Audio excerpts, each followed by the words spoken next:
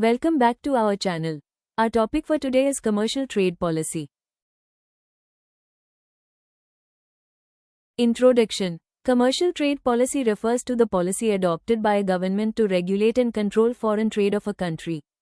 It includes measures related to exports, imports, tariffs, quotas, foreign exchange, and trade agreements. The main objective of commercial trade policy is to promote economic development, protect domestic industries, increase exports, and maintain balance in international trade. In India, commercial trade policy plays an important role in managing international trade and integrating the economy with global markets. Commercial trade policy is a set of rules, regulations, and measures adopted by the government to regulate exports and imports of goods and services with other countries.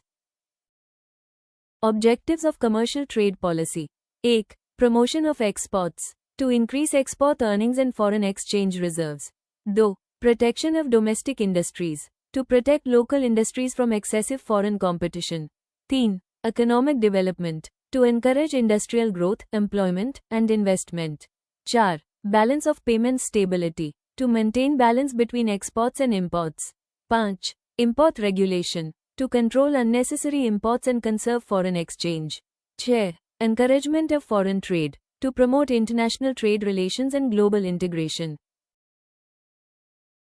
Instruments of commercial trade policy. 1.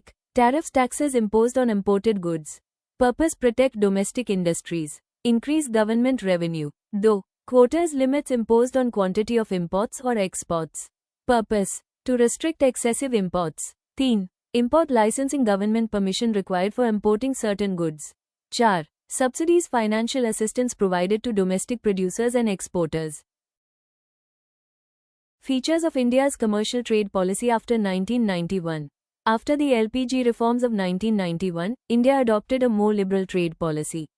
Major changes: reduction in import duties, removal of quantitative restrictions, promotion of exports, encouragement of foreign direct investment (FDI), establishment of special economic zones (SEZs). Result: India became more integrated with the global economy.